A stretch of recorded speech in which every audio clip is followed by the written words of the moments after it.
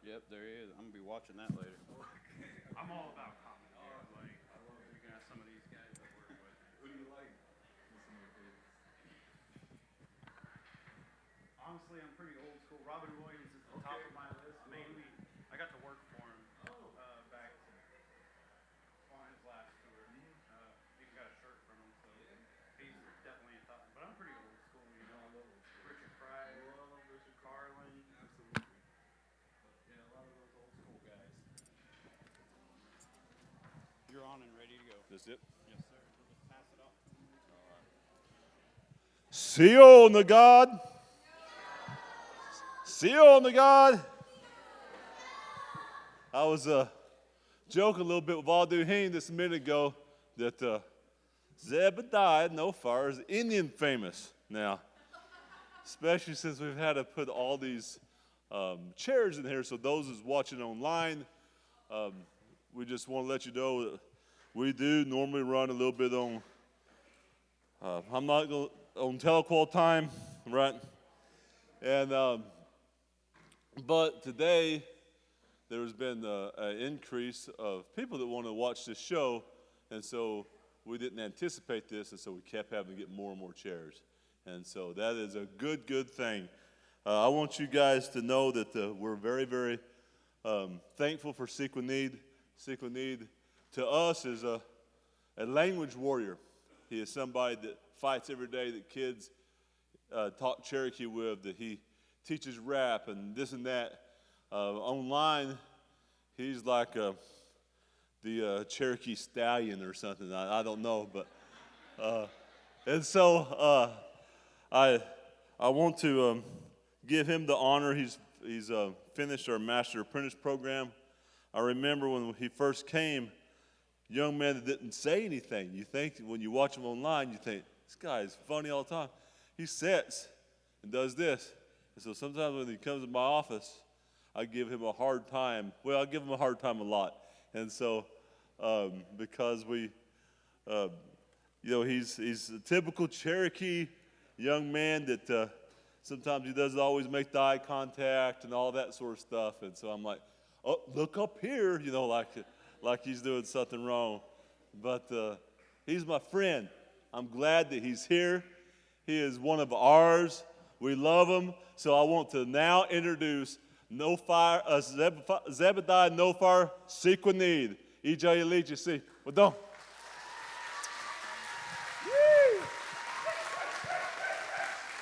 Oh my God. Wow. I came by a little bit earlier and just kind of scrolled through the room, and there was one lady sitting here by herself, and I said, it's going to be that kind of night, huh? Oh, Lord. Some nights comedy is great, and it's a dream come true to work it. I can't believe I get paid to do it. And some nights I earn every cent, and I was scared I was going to have to work tonight. But I see, what a beautiful crowd. Thank you so much. There's 110 things going on tonight. So if you took time out of your evening to come listen to my goofy ramblings, I really do. It means a lot to me. I appreciate it. I see people crammed in here. We had to move in chairs. I love that. Kudos to y'all for sitting on the front row. I hear it in comedy a lot. People don't ever want to sit on the front row. They're always scared that they're going to get roasted or get attacked by the comic. But listen, I have such social anxiety. I will never talk to you people. I am not a crowd work comedian. I will never ask where you're from, how long you've been together. I just... too anxious for that. Like, I don't even like to make eye contact with most of my audiences. I just look right above everybody's head because, as an introvert, eye contact is just too intense. If I ever look just directly into someone's eyes, oh, there it is. We're in love now. No, God bless you. God bless you, man. Thank you for being here. But this is like my first year to do like classy gigs. I'm aware there's a friggin' basketball goal hanging over half the audience, but to me, this is classy. This is classy. I'm in the midst of my third year of doing comedy, and I spent the first two in dingy, sketcy nightclubs. The scariest places you can imagine. You come to some of these Tulsa shows, it costs $5 to get in and $20 to get out. Scary. But I spent 2 years really working for that kind of audience and writing material for that type of environment, you know. So you'll have to forgive me. It's very strange to see a sober crowd, and but it's very wholesome and it touches my heart. I appreciate it. I love this time of year. The temperature's about to start dropping. Thank God it's been too hot. Make some noise for some cool temperatures. Oh, hot, hot, hot. Oh, the other day I saw a squirrel picking nuts with oven mitts on. Lord have mercy. It's hot. Oh, I love Cherokee Holiday, getting to see the whole community come out and seeing all the other tribes come out and get in on the festivities. And then out come all the white people with Cherokee princess grandmas. I love it. They have come to town, baby. I saw them. I was out there at the booth this morning. I saw them buying all the skirts and jewelry and the crafts and the arts. You know, I'm walking around thinking, man, was the land not enough? You know? Now they got to take our whole personality. White folks eat this stuff up, baby. They love it. They love it. Any kind of Indian art market, Native American event, they're there. Pretty much anywhere Tommy Wildcat is playing that flute. I think his flute is like the bat signal for Caucasians. They just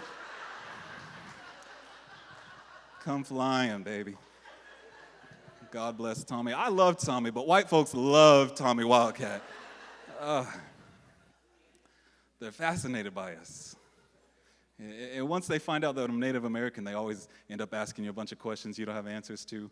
I always find myself saying things like, you know, I do not have a buffalo soup recipe. No. And I honestly don't know what it means when you see a turtle traveling west. I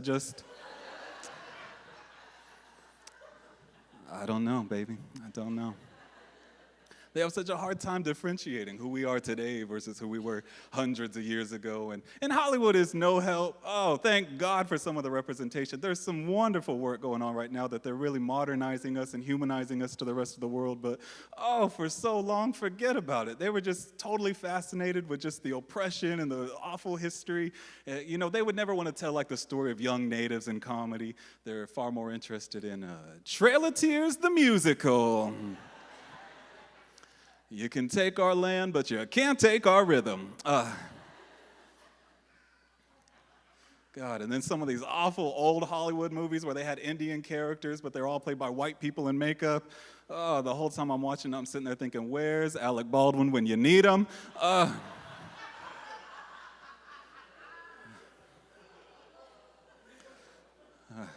I hope the next genre we tap into is horror. I'm a big horror fan. I love a good scary movie, and there's just not very, or any that I know of, scary Indian movies, and I'd love to see it. They've totally whitewashed the genre, which is crazy. You know, you watch any scary movie, every ghost is some little white girl walking down the hallway. You would think that in a country completely built on an ancient Indian burial ground, that one angry Indian would pop up in these people's house. Somebody get on that. October's coming up. I want to watch House on Honky Hill, you know? I think that'd be neat. Oh, gosh. You know, it would just be cool to see some, more newer horror villains in, the native genre, because I love the tales of old and, God bless that dear lady and all that. I love it, but it'd be really cool to see some modern horror villains other than, just the typical skinwalkers or Kevin Stitt.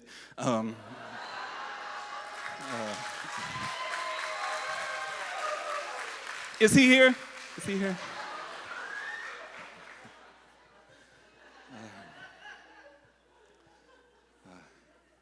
I mean, think about it. It would be so cool to see a Native American Pennywise the Clown, because nobody would have more of a reason to terrorize white children than the Cherokee Pennywise.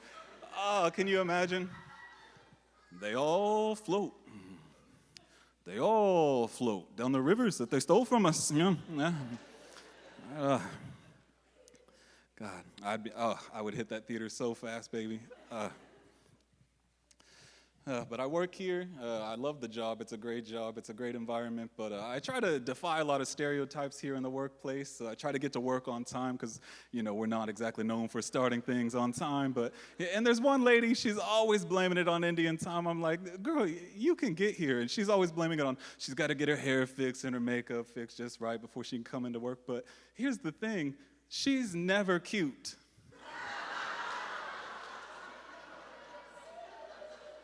Just walking in late every day, and I'm like, girl, you could have been on time.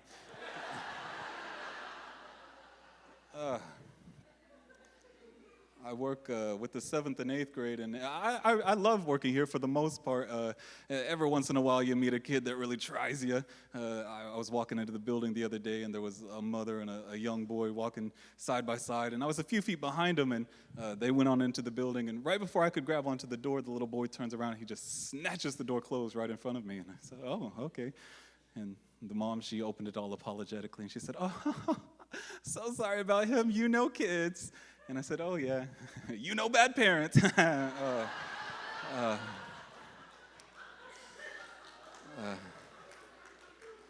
God love them, God love them. But it's great. I love working with the language, and we get to travel a lot this year. We've met with other schools that are working in their tribes with their language and culture, and it's been great getting to meet all these people all over the country and just to be in one accord. But we got to meet some folks out in Taos a few weeks back, and they were talking about that this school year they were getting ready for the first time to open at full capacity since COVID, and I couldn't believe that. I said, you guys have been closed since COVID? I said, nobody cares about COVID anymore. Oh my, I said, what is it? You know how I know nobody cares about COVID anymore? I tested positive this morning, and look at us. We're having a great time, right? Grow up. No, I know it's making kind of a spike here lately, and I hope it dies back down and doesn't come back, because, oh my God, do you remember how miserable that whole situation was? Oh, you could just grow so numb to life sitting behind a screen day after day. Oh, at one point I brought a toaster into the bathtub with me just to feel something again. Heck, the only reason I signed up to get baptized was just to have somebody touch me.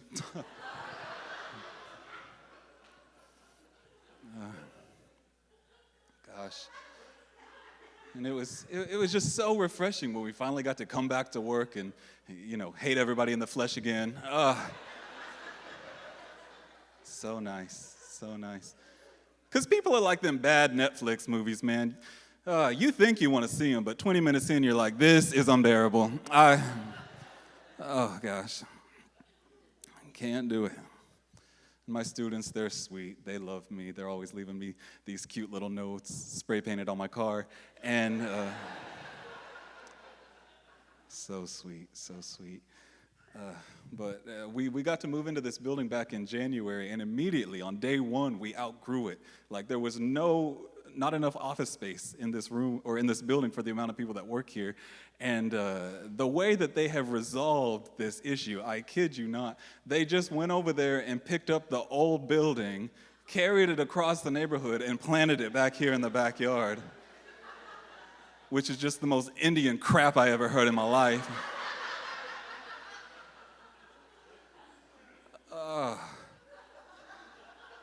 Because one thing about natives, we're going to hoard some stuff, okay? Won't get rid of nothing.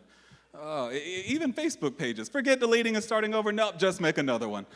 Don't natives have more doggone Facebook pages than any other race on the planet? Oh my gosh. In my real life, I have one Aunt Mita. I got one of her. On Facebook, I got 9 of them broads. She won't stop. She won't stop. Natives don't know how to act on Facebook, baby. I'm telling you. I'm working on an app, actually. I hope it might bless your life in the way that I think it's going to bless mine, where pretty much the way that it's going to work, anytime your rugged cousin posts on Facebook about baby mama or baby daddy drama, we will instantly send a Jehovah's Witness to their door. Yeah. Since you got so much time to talk, expect to hear us knock, okay? I don't know how to act. If I get on Facebook and it says that you and 7 other people have a birthday today, and I click on the other 7 to find out who it is, and the other 7 people are all you, blocked right there. I've had it. I recently blocked a cousin on Facebook the other day when I found out she was naming her firstborn son Hennessy. Yeah, no, gotta go. I'm sorry. Blood is not thicker than Hennessy. I'm sorry, no.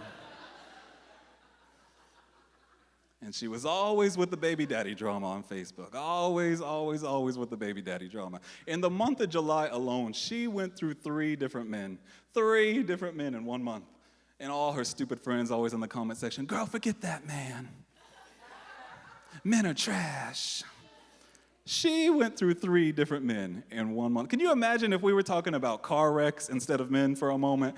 Imagine she wrecked 3 different cars in the month of July. Would you be in her comment section talking about, girl, forget that car.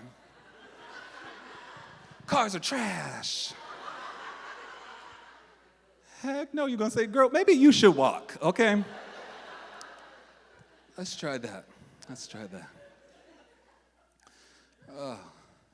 And then she always goes back to him, just hoarding the men. Hoarders. Native Americans are hoarders.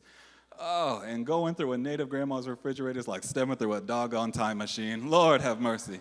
Oh. You start seeing brands and stuff that don't even exist no more. Her tub of butter still got a picture of that Indian tramp sitting on it.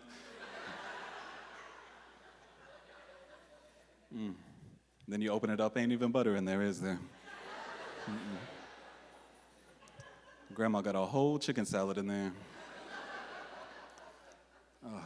And don't let Grandma know what you like, because she's going to stock up on that like we heading back out on the trail, baby. Once Grandma finds out you like Pepsi, she's going to buy 19 cases of that. Glory to God. But really, this crowd is very nice, and I thank you all for being here. And it was so funny as I came in, I heard several people throughout the day asking if it was okay for kids to be here, if it was going to be clean. And I say, tonight, of course, yes, I'm at my place of employment, and they're live streaming, and, I'm on my best behavior, baby. So that being said, if your kid's in the car, you can go get them. Just so you know. Oh, gosh. Well, when I asked Roy, who recruited me for this, I said, okay, Roy, last year they had people that were like interviewing as like a conversation, like The View up here. And I said, well, should I prepare for that? And he said, do what you want. So here we are. I said, I'll do a little material. I didn't know what to expect, but I can carry on. But I would love to open up the floor to anybody that might have some questions about anything. Really, I'll do my best to answer it if there's any questions out here in the audience. Yeah. Oh, yeah, it will be. We will get it to you. We are working on it. The app, we will get it in your hands, sir. Worry you not. Jitterbug, no matter what you have, we got you covered, sir. Is there any other questions? All right, this couple, come on. I'm assuming couple. This could be your father. I don't know. I'm just. Oh. But I was wondering, are you going to do more regular posts about your real talk Cherokee lessons? Oh. My smack talking and Cherokee lessons. Yeah. Well, that was yeah. Okay. Confirmation right there. Okay. Of course. I think that will get Cherokee in the homes immediately. Smack talking, other than Cherokee, is our original language. Amen. Oh, I agree. Yes, I will absolutely. Yes, I will do more series on how to smack talk in Cherokee. Absolutely.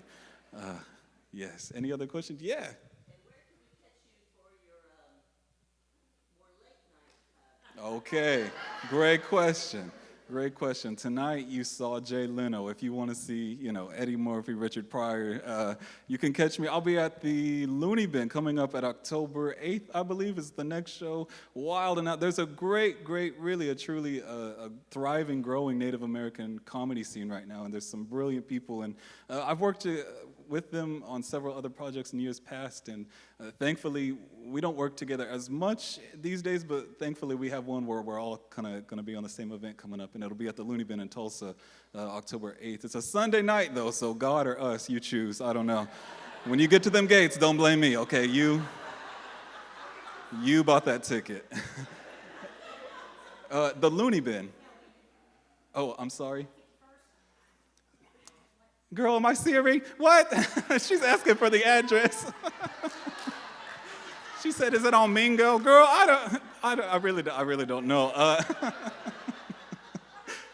I've been there before. I know it by memory. I worked there. So, but the Looney Bin, if you type it in, it should be pretty easy to find, I think.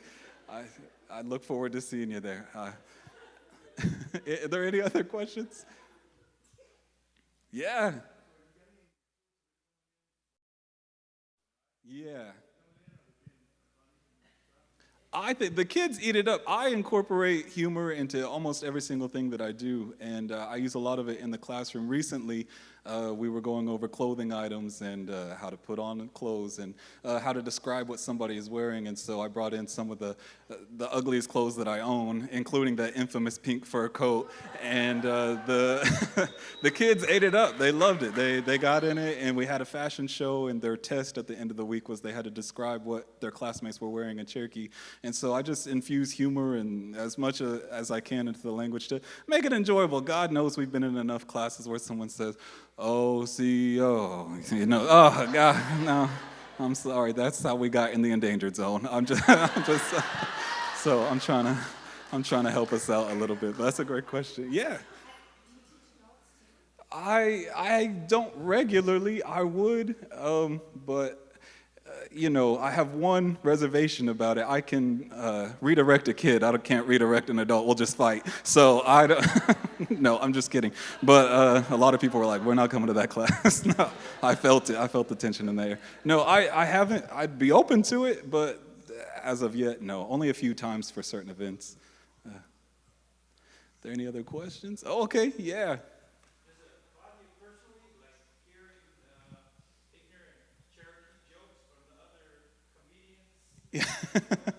Absolutely. My whole set, you know, I gave you a fraction of my set. I have some old material I've kind of hung up. I've retired it because I got through my first 2 years of comedy with that whole set. And I'm proud of it, but, you know, it had its day. I hung it up. But that entire set was really built around that question there.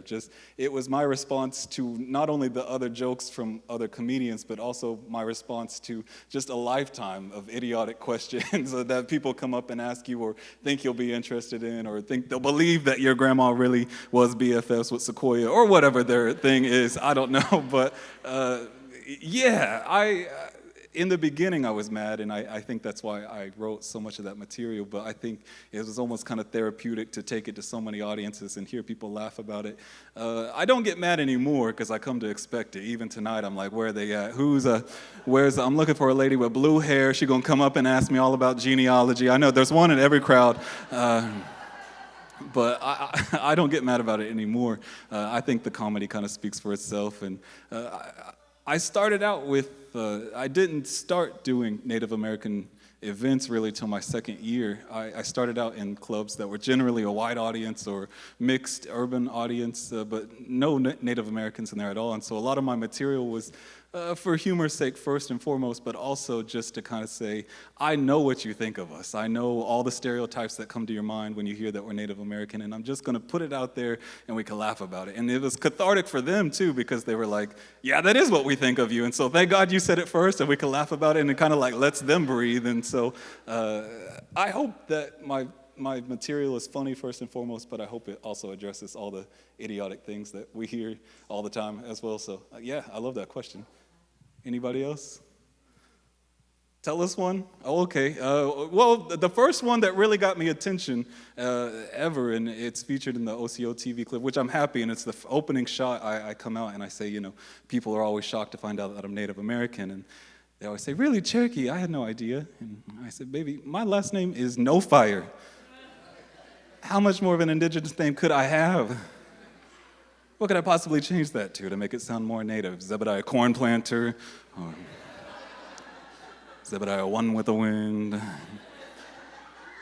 And I worked a lot in Arkansas, and I just got so sick and tired of all the smack talking that I would hear about Oklahoma. I remember one guy coming up to me after a show, and he said, "You from Oklahoma? Why?" And I said, "'Cause that's just where my mom's uterus happened to be when I was born. I don't."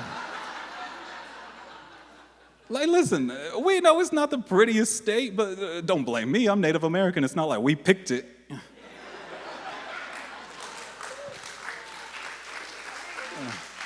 I don't think my ancestors saw it in a pamphlet somewhere and said, "Ooh, girl, now that looks nice." Stuff like that, I just would terrorize white audiences, so I loved it. Are there any other questions? Yeah.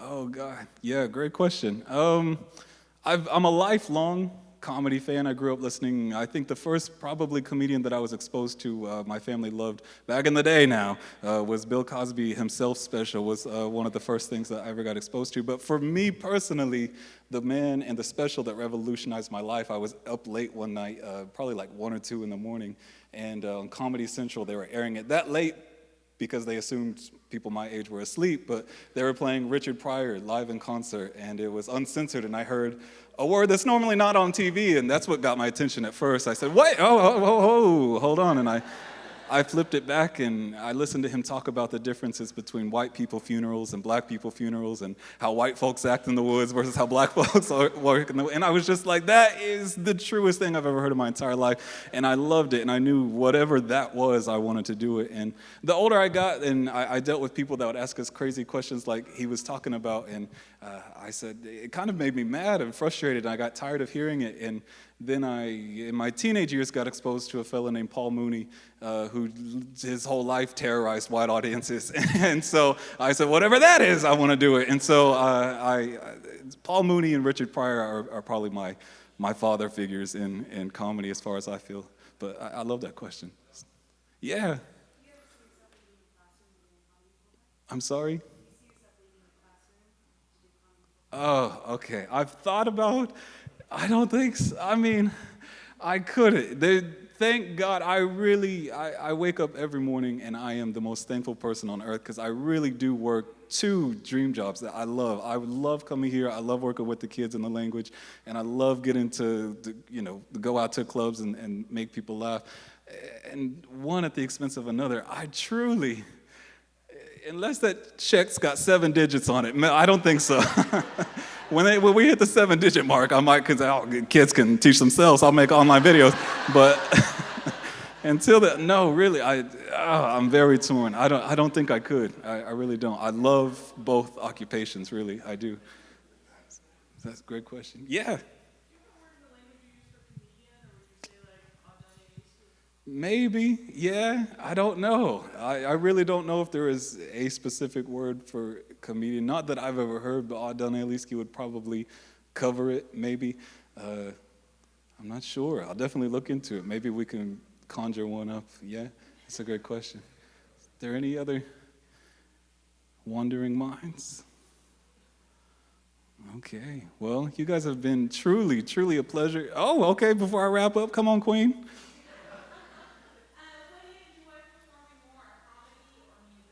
Oh, God. No, that was a tough one to answer. This one is by far so easy to answer. Comedy, comedy, comedy. Let me set the record straight for all the people that lost their minds. I am not a musician.